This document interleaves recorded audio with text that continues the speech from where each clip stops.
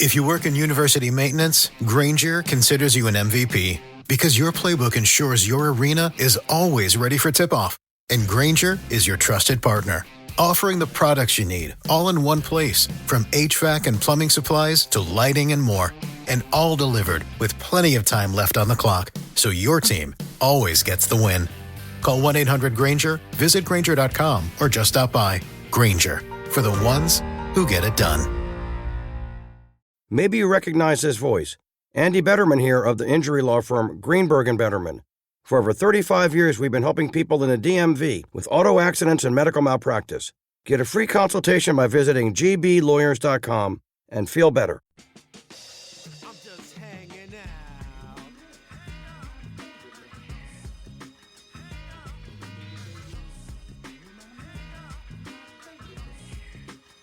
I'm just hanging out.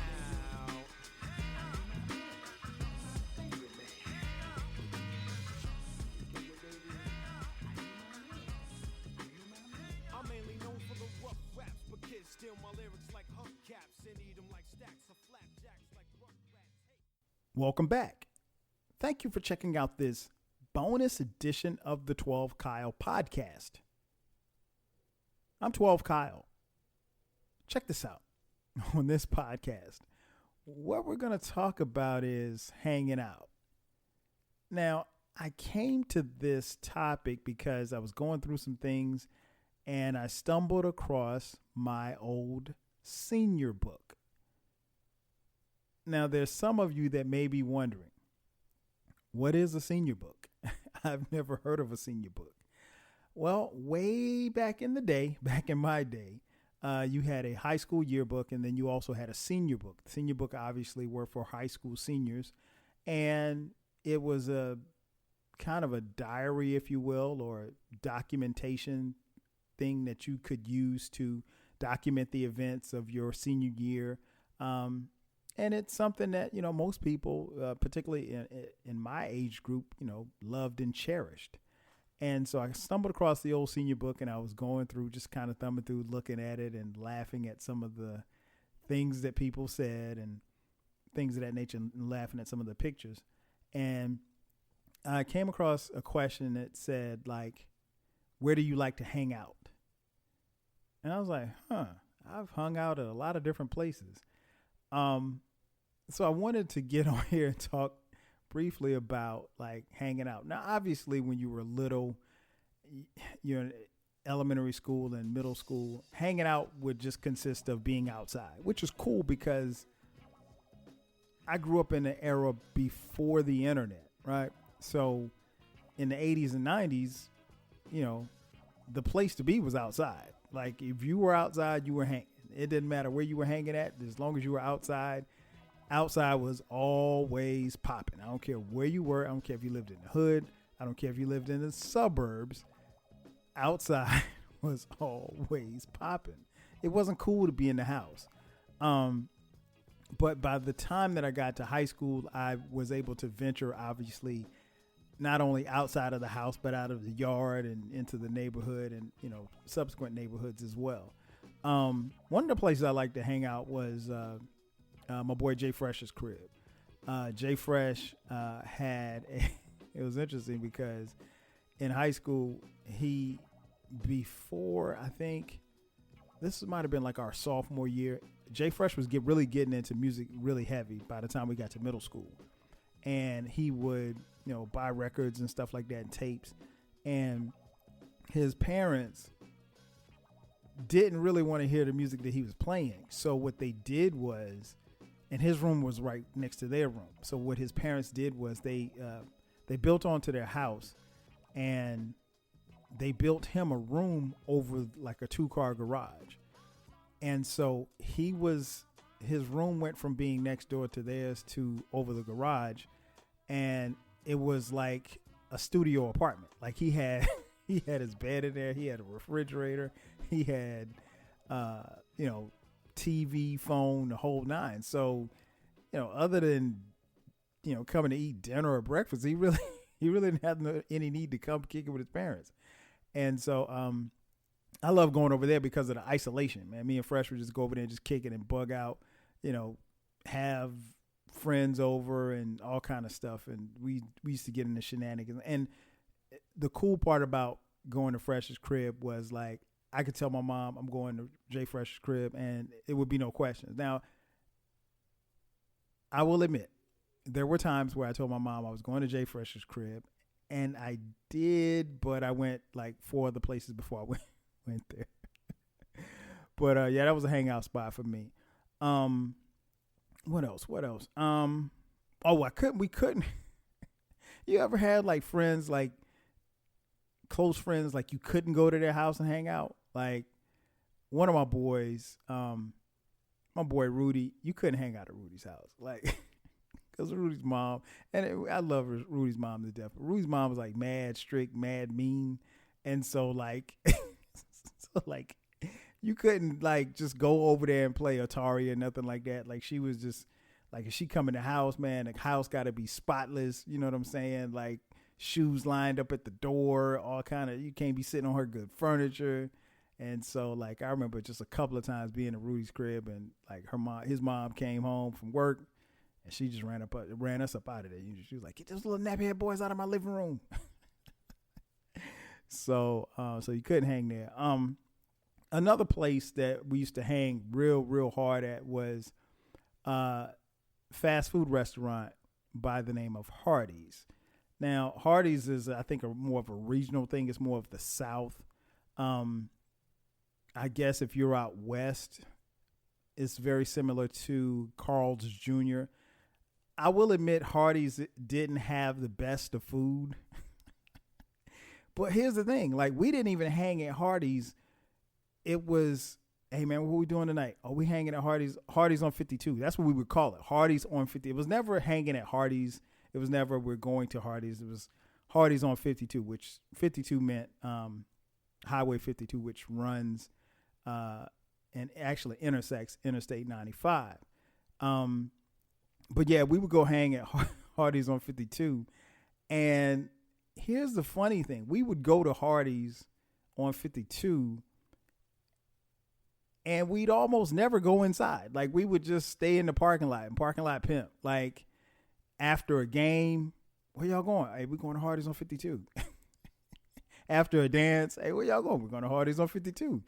And surprisingly, it was never, our hanging out was rarely broken up by the cops.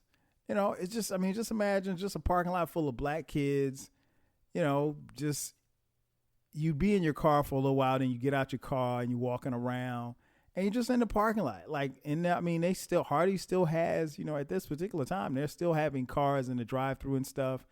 And we're just out there, just Hardee's on 52. And I mean, I gotta tell you, like, I grew up in a small town, Florence, South Carolina. So it wasn't a big place, but and it wasn't really a lot of places for, you know, teenagers to hang out at. But Hardee's on 52 was the spot. The last place where almost everybody hung out, where I got tired of hanging out, my house. My house was the hangout spot. And by the time I graduated from high school, even when I got to college, it was still the hangout spot. And it was annoying to me because I was ready to get away from the house and people would just end up at my house. A couple of things about my house. One, with, you know, my mother and my aunt being there, you know, it was a house where, you know, everybody was welcome. So it wasn't like you couldn't come over or anything like that. We had a pool, so we would swim. We had, you know, a nice sized driveway and a basketball goal. So, you know, you really could play like 4-on-4. It was that wide, but we normally play 3-on-3 in the driveway. And so, and the games at my house were, the pickup games at my house, basketball games were legendary. And that was like, especially in the summertime. In the summertime, when I was in high school, it was almost an everyday thing. Like people would just show up and we'd start playing basketball, or they'd show up and we'd go swimming, or they'd show up and we'd just be just hanging in our den. Like it was it was just a place to be, man. And my friends love to come over, and it's not that I didn't want them to come over because we had more than enough space, but it was just like, damn, man, I'm trying to get out the house because I distinctly remember one time I came home from college. It was home for the summer, and I was on some like, man, what we doing tonight? And so fellas came over. We played basketball that day. It was a Sunday. We played basketball pretty much from like 6 to like 9 until it got dark. Cats went home and showered. They came back like an hour later. It's like eight cars in my driveway. I'm like, what are we doing tonight? I was like, I'm trying to go out. I'm trying to go to the movies or something. I'm trying to do something. Go to the bowling alley. Nah, man, we just come here to kick it. So my house became the hangout spot, and I got tired of it, but it was still cool because I love being around my crew. But yeah, my house, you ask any of my friends, my house was the hangout spot almost every single day. Now, when I got to college, I went to college at South Carolina State University, which was about 90 miles away from my hometown, right? Once I got on the campus of South Carolina State University, hangout spot was the dorm. I did a podcast on it, legendary dorm that unfortunately is no longer there, Bethea Hall. Bethea Hall was everything. Like there was always something going on inside or outside Bethea Hall. It could be a water fight. It could be, anything. It could be a fight. I mean, it could be somebody getting slapped. It could be, cats outside shooting dice. It could be, chicks just standing around. Just, somebody put a speaker in the window and now you got a party in the courtyard. I mean, like any and everything was going on at Bethea Hall, and I loved it. You feel free to check out that podcast. It's called Bethea Hall once you finish this podcast. Another hangout spot for me was Belcher Hall. Belcher Hall was the School of Business, where the School of Business was located. I went to school. I was a marketing major. And so I spent a lot of time in Belcher Hall. I spent so much time in Belcher Hall. I feel like there should be a plaque with my name on the wall somewhere in that building because I spent countless hours in Belcher Hall. I had a professor, man, and I couldn't stand this dude, man. This professor, now I'm going to take you guys back a little bit. You know how like people now have their own computers or whatever, like that, your laptops. Well, back then I had my own word processor. And a lot of people didn't have their own word processors. They had your basic typewriter, whatever the case was.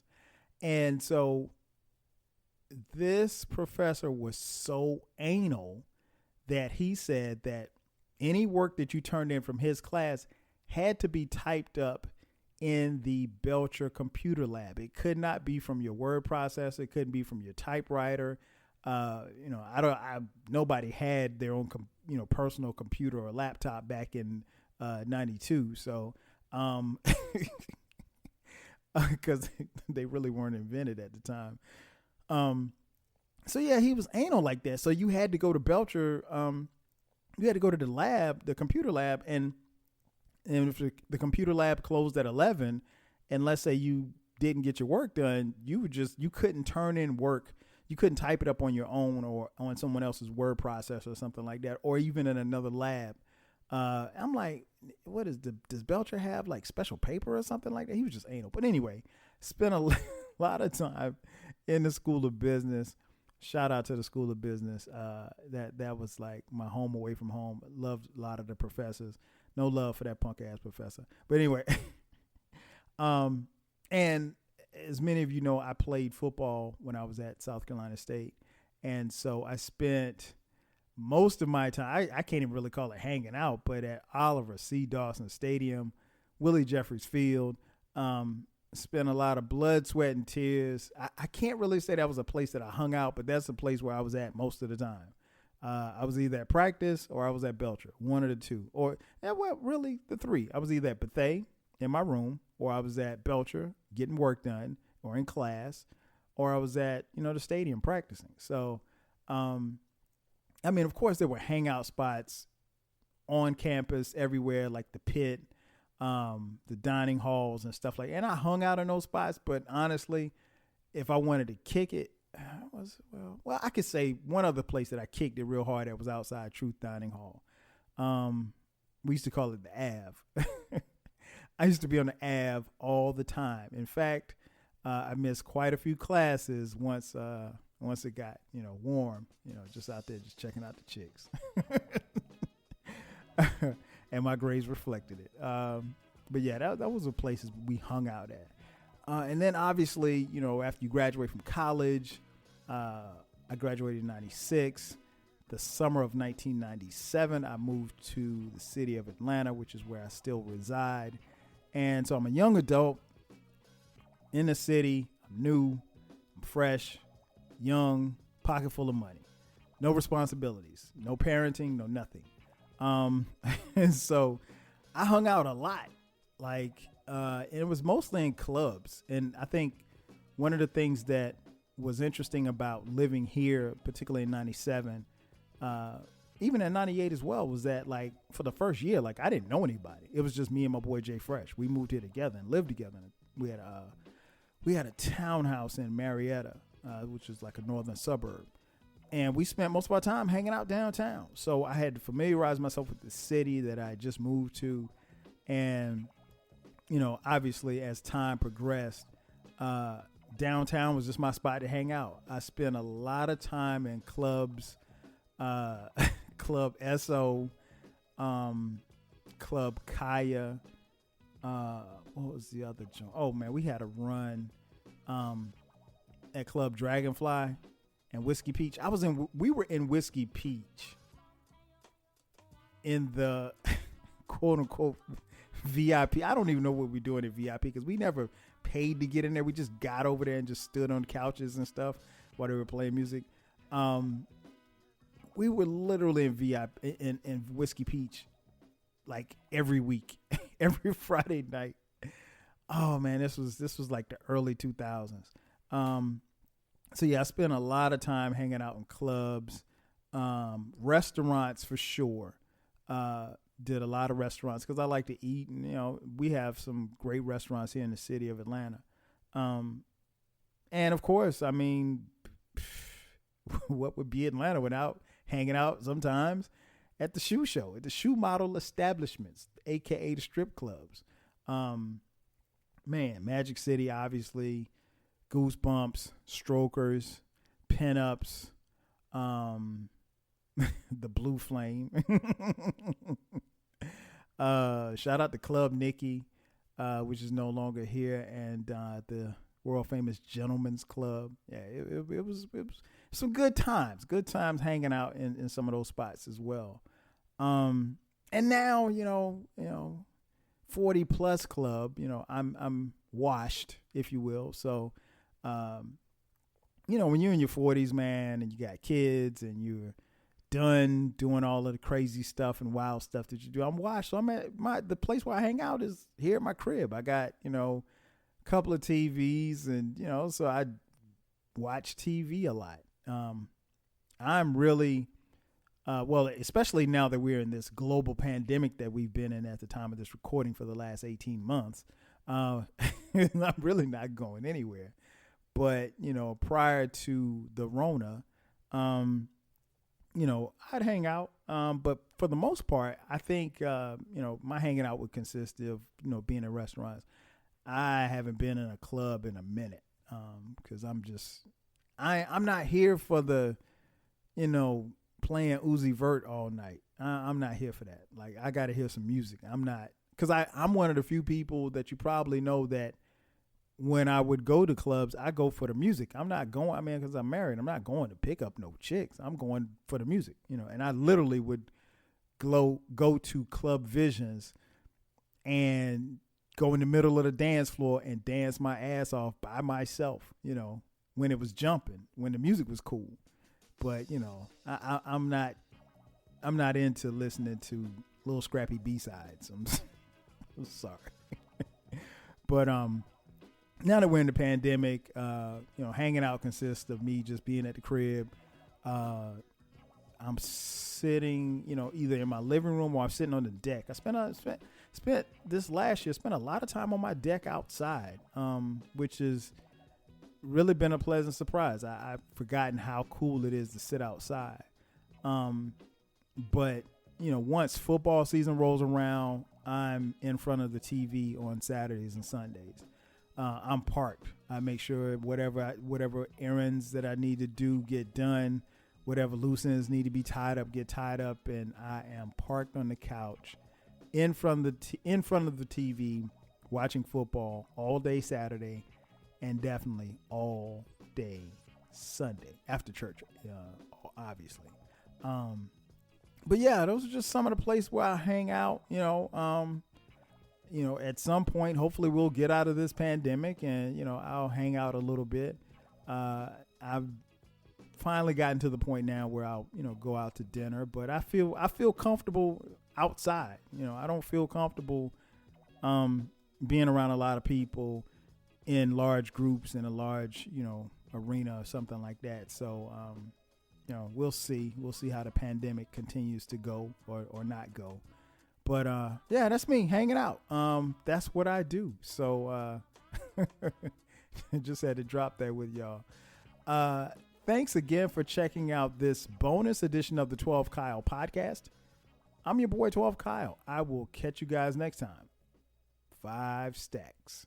If you work in university maintenance, Grainger considers you an MVP because your playbook ensures your arena is always ready for tip-off. And Grainger is your trusted partner, offering the products you need all in one place, from HVAC and plumbing supplies to lighting and more. And all delivered with plenty of time left on the clock, so your team always gets the win. Call 1-800-GRAINGER, visit Grainger.com, or just stop by. Grainger, for the ones who get it done. This is the story of the one. As a procurement manager for a hospital system, she keeps every facility in her network stocked and ready. That's why she counts on Grainger to be her single source for thousands of products, from disinfectants to lighting, air filters, and more. And with fast, dependable delivery, Grainger helps her keep every facility stocked, safe, and running smoothly. Call 1-800-GRAINGER, click Grainger.com, or just stop by. Grainger, for the ones who get it done.